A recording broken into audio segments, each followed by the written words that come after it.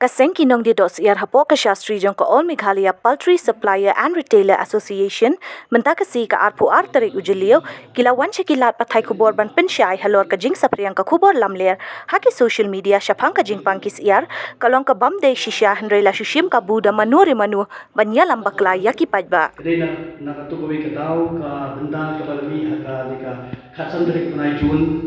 hau ni usna mo pamentai sepang kajing pensap yang yakini kubur balam ler lagi katu kat ni kibre ki bashim kabu ban pentip ban penbena ki social ki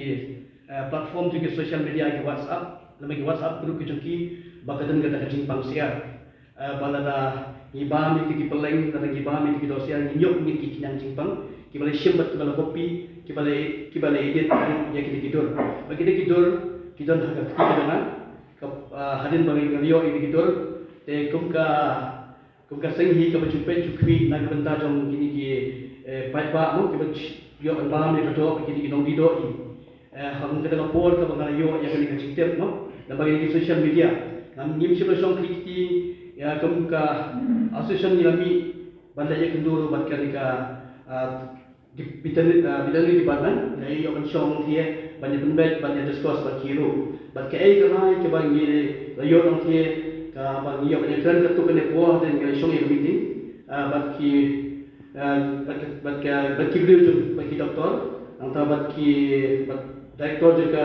veterinary ka kami kita kawai kanai ke ba nak dia jung kiri ko bagi pat sima yo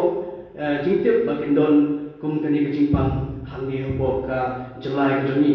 bat ke ai ke bang kuat ban yaitu EP mentama lembaga ki media lembaga ki press ki yang berada di kabuat ban bentuk ba pindam dei ban nong share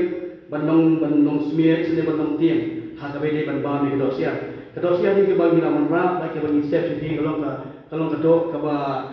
bha ka ba coach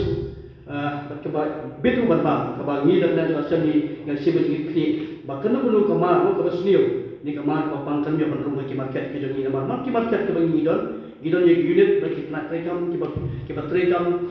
bro dulu mesti jamin tipek dunia ye kumnu ye kecurung ke sini jong kasiar kumnu kasiar ki dia ki yau ki hat tak kata buka ban